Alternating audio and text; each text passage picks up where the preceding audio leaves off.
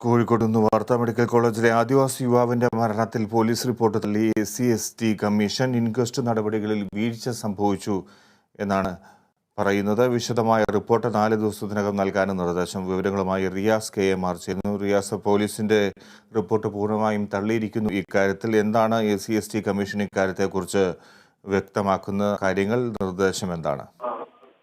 SC/ST commission chairman BS മാവോജിയുടെ നേതൃത്വത്തിലുള്ള sitting ഇപ്പോൾ കോഴിക്കോട് കളക്ടറേറ്റിൽ നടന്നുകൊണ്ടിരിക്കുകയാണ്. ഈ സിറ്റിംഗിലാണ് നേരത്തെ SC/ST കമ്മീഷൻ ആവശ്യപ്പെട്ടത് പ്രകാരം പോലീസ് ഈ ആദിവാസി യുവാവിന്റെ മരണം സംബന്ധിച്ച അന്വേഷണ റിപ്പോർട്ട് സമർപ്പിച്ചിരുന്നത്.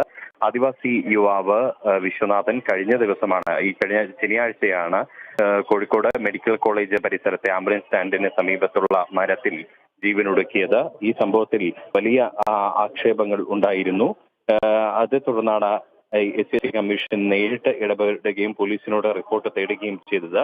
എന്നാൽ ഇന്നത്തെ ഈ സിറ്റിംഗിലാണ് പോലീസ് ഇത് സംബന്ധിച്ച റിപ്പോർട്ട് സമർപ്പിച്ചിരുന്ന. ആ റിപ്പോർട്ടാണ് SC/ST കമ്മീഷൻ തള്ളിയിരിക്കുന്നത്.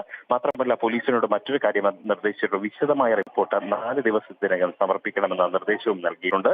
പോലീസ് നടത്തിയ ഇൻക്വസ്റ്റ് നടപടികളിൽ വീഴ്ച സംഭവിച്ചു എന്ന കമ്മീഷൻ വിമർശിക്കുകയും ചെയ്തിട്ടുണ്ട്. അതേസമയം തന്നെ സംഭവത്തിൽ ദേശീയ പട്ടികവർഗ കമ്മീഷനും DGPയോട് റിപ്പോർട്ട് തേടിയിട്ടുണ്ട്.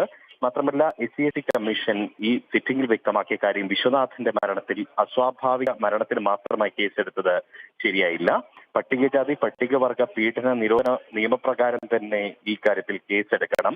നിറം കറുപ്പായതിനാലും വസ്ത്രധാരണം മോശമായതിനാലും പൊതുയിടത്തിൽ ജനം അദ്ദേഹത്തെ കളിയാക്കി കാണുമെന്ന ഒരു നിരീക്ഷണവും BS Mavoji SC/ST commission chairman വ്യക്തമാക്കുകയുണ്ടായി. വെറുതെ ഒരാൾ ആത്മഹത്യ ചെയ്യില്ല. വിശ്വനാഥന് സഹിക്കാൻ കഴിയാത്ത എന്തോ കാര്യങ്ങൾ അവിടെ സംഭവിച്ചു. അതുകൊണ്ട് തന്നെയാണ് അദ്ദേഹം ജീവനൊടുക്കിയതെന്നാണ് SC/ST കമ്മീഷന്റെ വിലയിരുത്തൽ. കറുത്ത നിറമുള്ള ആളുകളെ കാണുമ്പോൾ പൊതുസമൂഹത്തിന്റെ മനോഭാവം മാറ്റണം. ഈ കേസിൽ പോലീസ് സമർപ്പിച്ച റിപ്പോർട്ട് തള്ളുകയാണെന്നാണ് അദ്ദേഹം ഈ ഒരു സിറ്റിംഗിൽ നിരീക്ഷിച്ചത്.